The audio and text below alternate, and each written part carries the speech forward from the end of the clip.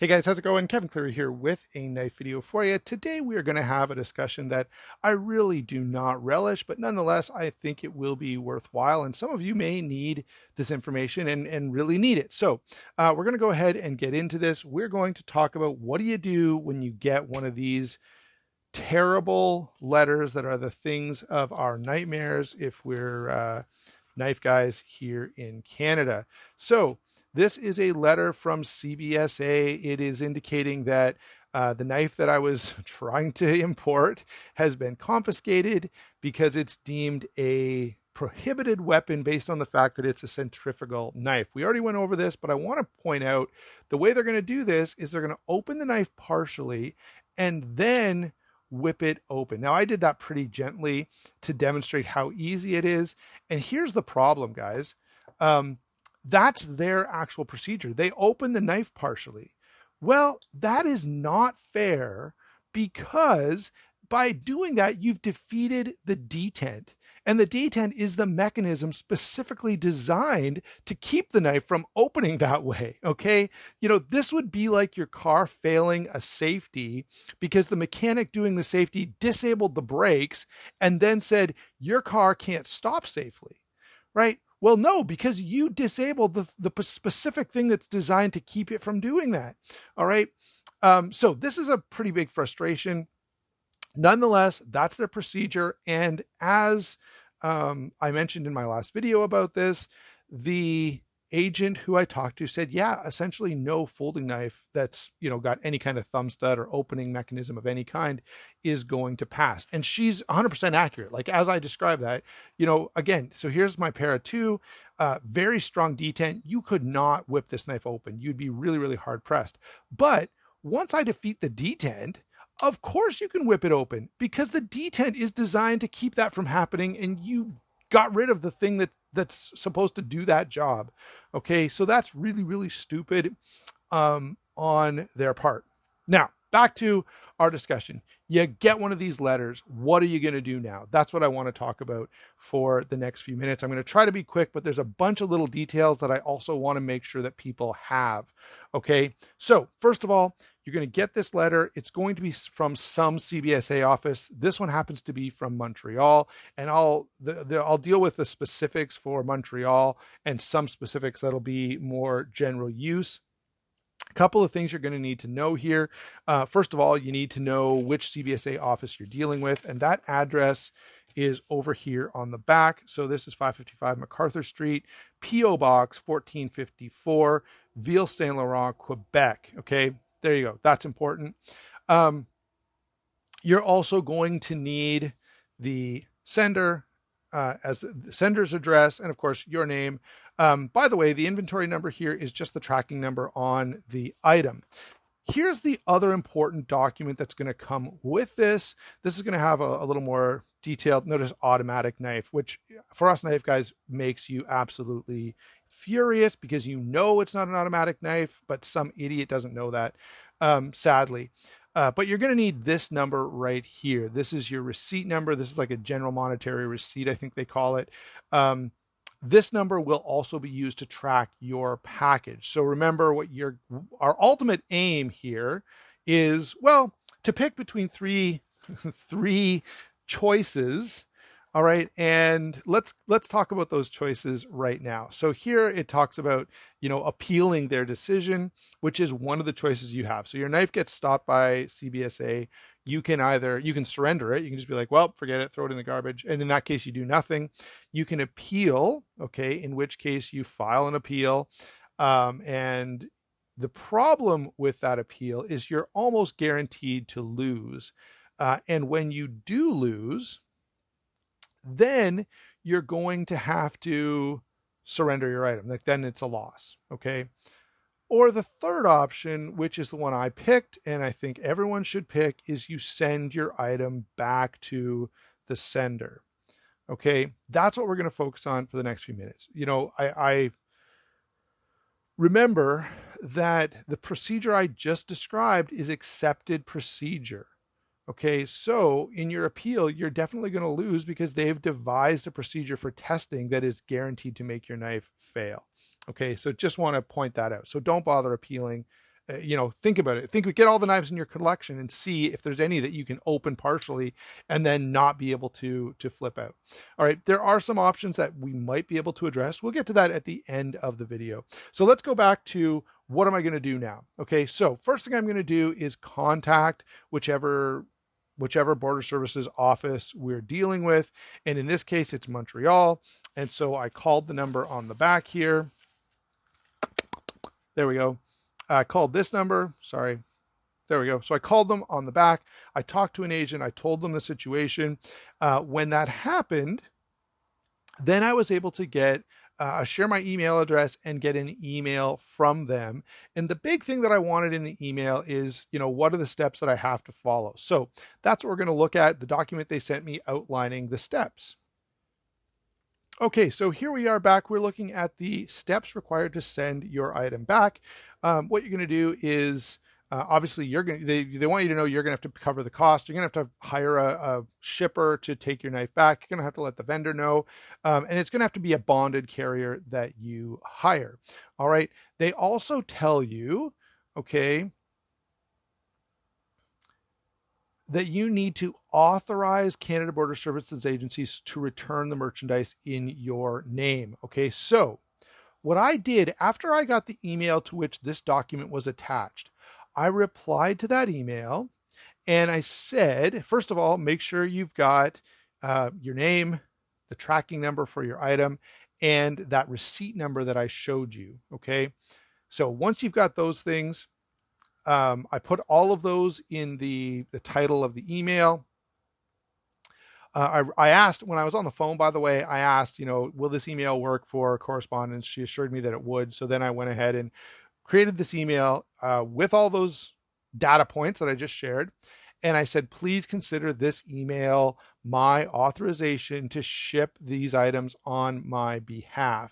All right. The other thing that I had to do, I had 2 items at the Montreal office. So I asked them, would you be willing to package these in one box so that I can ship it in one shot? She agreed that that was fine. And she also was willing to, so she packed those up, and that way I was able to ship it all in one package. I'm trying to remember the other thing she was willing to help me with, but I'm sure that'll come up as we work our way through the rest of the discussion. Okay. Oh yeah, I know.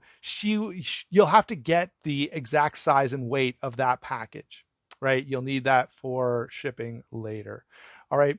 The address that you see in front of you is for, again, the Montreal office, although this shouldn't be Montreal. In fact, the address that's here, right here, that's the address you want to use for shipping. So let's get to the shipping discussion. I think we've covered most of the stuff. So yeah, I sent the email indicating, oh, I know, there's one more thing you need to ask in that email. So you're going to need the size and weight of the package. You're also going to want to know what their hours are that they're available for pickup, because you're going to arrange a pickup and you need to know when that can happen. Okay. So I asked all of that in one email. So I said, consider this email my authorization to ship these on my behalf. I asked for the size and weight of the package, and I asked for when would be an appropriate time to ship. Now then you're going to have to wait, because you need all that data before you can initiate any kind of shipment, at least through UPS. All right, so let's go ahead and talk about that just for a minute. Okay, so you go to ups.com, and I happen to, my browser automatically remembered that this was the package that I did send back. So you can see it was delivered back to Justin at White Mountain Knives on the 19th. All right, so that item was delivered. Great. What you're going to do, though, is you're going to come here. You won't have any of this stuff, but you will have shipping, and you're going to create a shipment, and then you're going to get this page right here. Okay, so when you're filling this out, this is a little difficult, but it does give you instructions in that page we looked at earlier. Okay, so you are shipping from Canada. Your name needs to go here, because that's how the package is going to be labeled. All right, it's going to be labeled with your name and sort of care of Canada Border Services Agency. Now, The other problem that I ran into is because there's a PO box and a bunch of other instructions, which I want to let you know. So in Montreal, so here I am, I'm filling this out, but for the Montreal office, if you looked at that document we were looking at a few minutes ago, it says, here's our address, okay, 555 MacArthur Street, PO Box 1452, Ville Saint Laurent, Quebec, and postal code H4T1T4. Great. However, the UPS driver needs to enter the facility through gate B on Locke Street and then needs to call a number in order to gain access. So an agent will come and open the gate essentially, right? Well, do you see anywhere here to put all that information? Okay, you can expand this and get a little more room. All right. And I tried to pack as much of that in here as I could on the address lines, but that did kind of mess with the accuracy of the address. So I'd put the address here, I put the PO box here, and then down here I'd put like enter through gate B on Locke Street, and then down here I might say call such and such a number, then city, province, blah blah blah. The problem is there are no, now by the way, I chose the cheapest option and but I even on the more expensive options, I couldn't find a place to put in notes with directions to the driver. Okay. Now, while we're on this, let's talk about cost, and let's talk about carriers. So I specifically asked CBSA on one of the occasions that I was talking to them, one of the many, um, which carriers they normally deal with. Okay, and I feel like this is important information. If you search bonded carriers, there are a number of bonded carriers in Canada. There's like 15 or something in the Montreal area. However, I wasn't interested in having, some guy with a truck that was able to pass the insurance information, to just show up. I wanted it to be someone they were used to seeing all the time. Maybe they even knew the driver because he's there regularly. And so I said, hey, who do you normally deal with? And the agent that I spoke to told me UPS, FedEx, and Purolator are all regularly there. They come in through the gate. So the two things I thought of, number one, that means this driver probably knows the procedure. And number two, this means that CBSA is familiar with this company, and I'm not going to have any issues with them not wanting to hand over my package to someone they've never heard of. All right. So I know there are a number of other bonded carriers, but I felt like why not use the ones that they're used to dealing with? Okay. So that gets us through most of that process. Now, what I would do about this problem where there was extra details, I would go through the whole process, create my shipment, get it all done and submitted. And at the end of all that, you get a tracking number and a package reference number. So I'd write those two things down. Actually, I'd take a picture of the screen every time. And then I would promptly I would call UPS, talk to an operator. You almost never get the right one. You have to be switched to a different department every time. That happened to me. So I'd get switched to a new department and I'd say to them, look, I have specific instructions related to a package I just set up a shipment for, and I would give them the specific instructions. Okay, and those instructions again were, enter through gate B on Locke Street and call this number in order to be allowed access to the facility.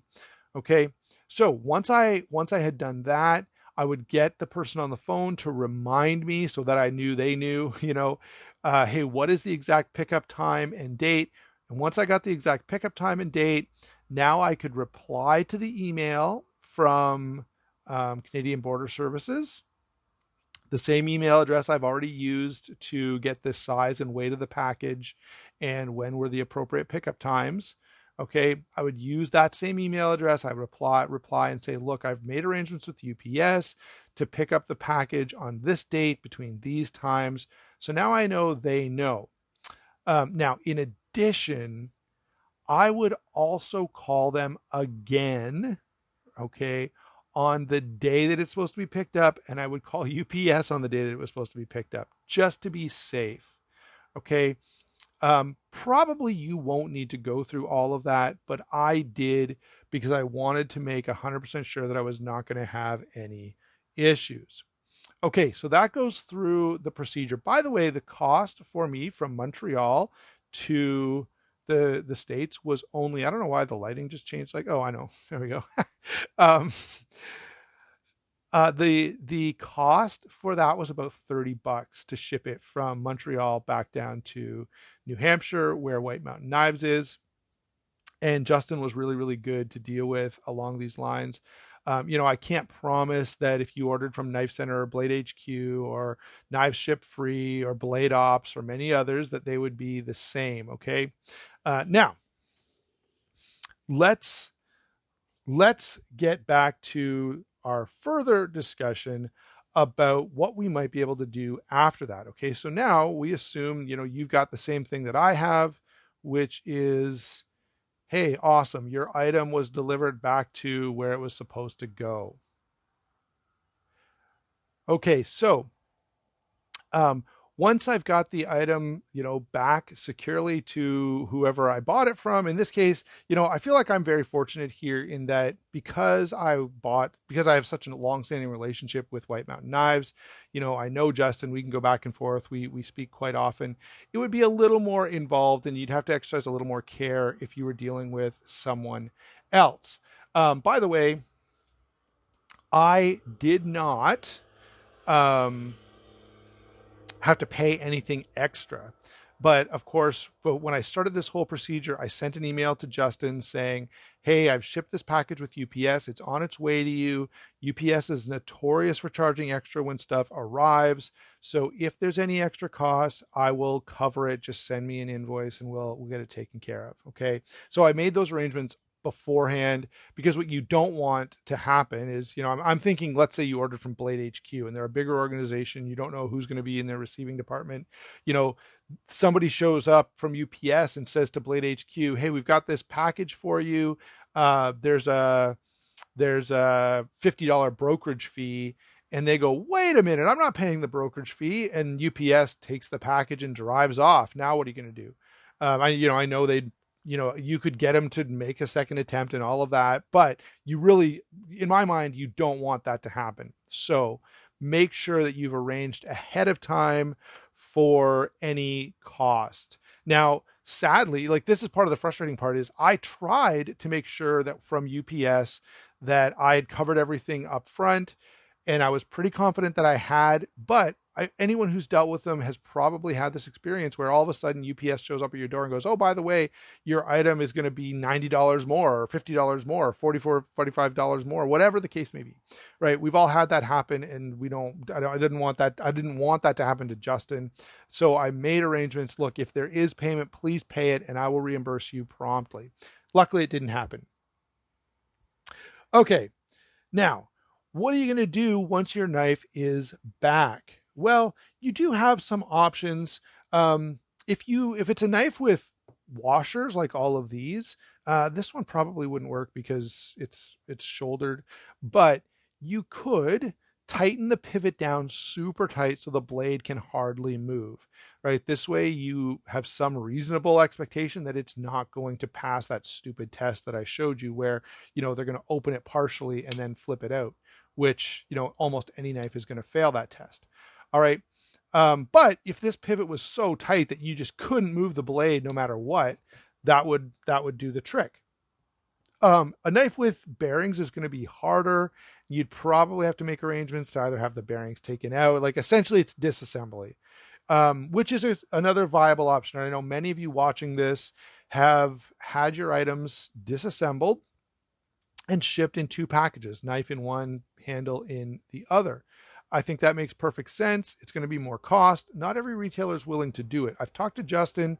At this point, he's not willing to do that. He just doesn't have the staff for it. But he also said to me, look, I'm looking at possibly bringing on more staff. And if I do, I would be willing to do that. So that would be a great, like that'd be a real boon for Canadian knife enthusiasts, and probably for my channel and my discount code as well, because he'd be the primary option then for Canadians wanting to buy from the U.S. because he'd be willing to take it apart. There may be other, if you're buying a custom knife, if you're buying from a small, like if you're buying a Hinder or a Chris Reeve, there's a better chance, I suspect, that they would be willing to do that disassembly for you because they're a smaller shop and you're paying quite a bit for that item. All right. Um, there might be other options. Like I've tried to think about, perhaps there's like a plastic U-shaped sleeve that you could just drop in that would interfere with the proper functioning of the pivot, and that might do the trick. There were various suggestions on my video about this. Someone said, use there's a special formulation of grease that becomes more that doesn't allow movement through it. It's activated by inertia. I think it might be even called inertial grease or something like that. So there are some options that you might be able to use. Of course, a proxy would be great. The problem with a proxy is, if you're like me, I don't have a big budget for knives, right? Now there are two things. So if you're not a YouTuber, or if you're not, buying multiple knives throughout the year, then yeah, use a proxy, right? The extra $15 that it costs them to ship for you is not a big deal. So I went to school in the US. I have a lot of friends that are still down there that went to school with me that, it'd be an easy thing to have a nice knife shipped to them, have them take it apart. I wouldn't trust all of them to take the knife apart. But have your proxy take the knife apart and ship it in two separate packages. Again, there's going to be a cost. You probably want to give them a little something for their time. Plus, you've got to cover the shipping of two packages. All right. The other option, of course, would be to get a US PO box. Okay. Now, of course, the other thing you might be able to do is to buy a fixed blade. Change your mind and be like, okay, look, I won't go with a folder in this case. I'll switch to a fixed blade, and that might be an option. But at least you're not, at least in that regard, you're not out the funds. Okay, so now I know this is kind of a long video, but I wanted to go through this procedure because I know some of you will be dealing with it. This is what you're going to have to do to get your item shipped back to the US retailer and potentially end up getting it into your hands, which is going to take, like I said, a proxy or disassembly or all of the above. Okay, thanks a lot for watching. I hope you guys all have the best of luck. Wish me luck with the Mississauga items. I have two other knives. So the Montreal knives are back to Justin now. I have two other knives in the Mississauga CBSA, and they've been really hard to get to. I finally, the other day, just got an email from them, which will allow me now to proceed with the process and have UPS ship those items back as well. So again, thanks for watching. Don't forget to like and subscribe. Don't forget to check out those channel sponsors. It is a big help. We will talk to you soon.